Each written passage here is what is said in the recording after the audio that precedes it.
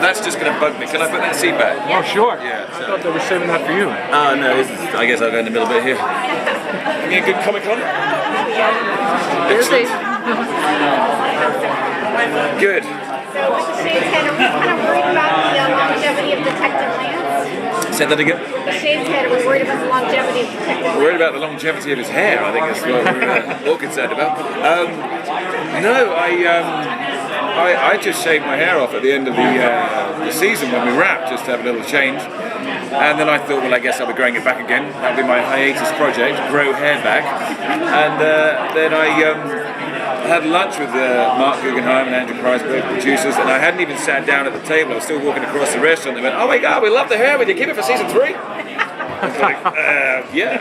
And then, as is the way in these Hollywood restaurants, the number 2 of CW was sitting over there, Tom Show. He was like, "Yeah, I like it. I think it's great. Let's just run it by a few other people." And so I thought, well, okay, we'll keep the hair. Then I had to find a way to make sure that it was something that Lance would do, because we can't just have our own personal vanities coming in and getting in the way of our characters. So I did find a way. What is the reason Lance shaved his head? A lot of the issues, a lot of the themes in this season is identity, you know, and everybody's facing their having a good sort of look at themselves, you know, who am I, and Lance has gone through a big change, in that he's obviously had this massive injury, huge recovery time, he's come out of it. The only way back into the police force is on a more administrative sort of level, a higher ranking level, and that's the job that they'll give him. And he can't really run around with the boys anymore. Do you know what I mean? It's time to go to coach from player. And in my mind, I just imagine Lance has just sat there in the midst of, you know, a long recovery, just like, you know what, I don't know who I am anymore. And maybe if I shave my hair, it make me look younger, and I can't run around with the boys. That wasn't the reason. But yeah, I think it's just one of those purging sort of like weird moments of just like, who the hell am I, you know? And trying to come to terms with that. So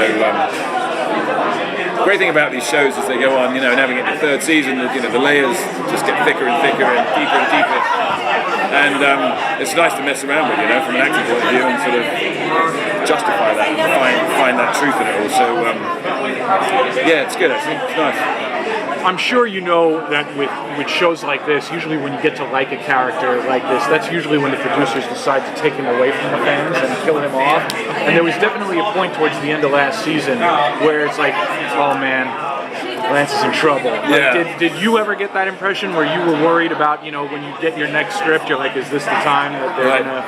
Yeah. The end. I'm still in it. Yeah, you know, I mean, TV, I mean, here's the thing, this television show is obviously all about high stakes and, you know, people almost dying every other second and all the rest of it. And if someone doesn't die every so often, it all becomes a bit boring. So you've got to have those sort of high-profile casualties at time. Obviously, we've had them in season 1 and season 2.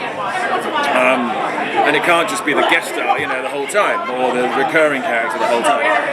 So one's fully aware that, you know, anybody could be next in this situation. But you know what? Life is life, and if you're dead in a TV show or you're alive in a TV show, you're just grateful for having it while you have it, and just sort of get on with it, really. And you know, just whatever happens. But yeah, it's nice. It's nice to think. Oh, season 3. Okay, still hanging into season 3. So yeah, I think there's probably only one safe character on this show, right? Yeah. I think he carries an arrow around, an archery kind of guy. Yeah, and it's, you know, it's tough as well. You know, seeing Colin Donald go in the 1st season, great guy. Susanna Thompson, you know, it's like, really? But it's storytelling, isn't it? And there's got to be some stakes. So now that Lance is the captain or a higher up administrator, is he going to have like the desk phone to the arrow? Well, he's still got that one, the arrow phone from the 1st season. I think he probably needs to update it now. It's probably on an old operating system now, but it probably doesn't even work anymore. No, he not so much the desk phone, no. The red flashing light. Yeah. Exactly. No, he's still hanging on to that old arrow phone from season 1. Well, he's got, of course, 2 actively involved daughters in this Arrow world. Yes. And that's gotta be a little bit graying his hair a bit, so that's why I shaved his head. Yeah, well, I know, you see, lose the grey hairs. But he didn't really put that lay down the law saying you couldn't do these things there. I mean, obviously Sarah's uncontrollable, and now Laurel's proving to be a bit uncontrollable as well. And so trying to be active in that world of vigilance. Yeah. Well, it's a neurotic sort of moment for him, isn't it? Because, you know, he fights for the city, risks his life every day, and now he sees, you know, initially Sarah in her very active sort of role of how she goes about it. You know, and he doesn't want to see his daughter out there. And one of my favourite moments was when she threw the guy out the window, and it's just like, yeah, I know what you do, but you don't need to throw the guy out the window. You know what I mean? Just please, you're doing good, but just calm down a little bit, you know. And I love that sort of neurosis of him knowing that she's doing the right thing, but not like that, please. So that was a kind of a fun thing to sort of a fun element. And of course, Kate Cassidy's character, you know, Laurel Lance.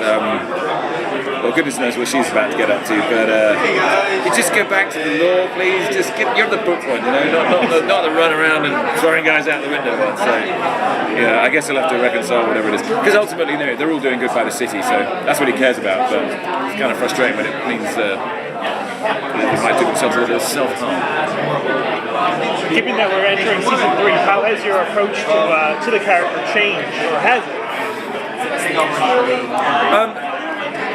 Interesting question. It's quite challenging as to keeping any character sort of alive and breathing over a long period of time is quite challenging, and you have to be careful not to just sort of fall into what you've done already. But at the same time, because it's going on and because of the great writing that we have, so much does happen that you can sort of throw back into the character, build him back up again, build more layers, more psychology, more neurosis, more conflict, You know, at the same time that stuff is coming in for you to play around with. But you have to sort of be disciplined to sort of, you know, make sure you keep at that, because it's very easy to just sort of rest on your laurels and be like, well, that's Lance, but, you know, we all change as human beings, don't we? And especially when certain things happen to us. Obviously, a million things happen a minute in Starling City, which is probably going to accelerate the change somewhat. But you have to keep on top of not just sort of resting on your laurels with, oh, I know the characters. It's like, no, there's more to this guy. There's always going to be more to him. Like I said, with the writing they offer us, you know, that they give us, it's there to be seen what there is going on. So it's great, actually. It's nice. It's nice to get that opportunity to keep sprucing up the character, building him up. Are we going to start to see him interact more with Malcolm Merlin? It seems like they would naturally. I'm not doing any scenes with John Barrowman. Yeah, you don't want to die. No, don't get too close to that guy. That would be hilarious if it was the case. Hello, darling. Play now. All right. Well, I enjoyed our time together. Thank you very much. All right, cheers.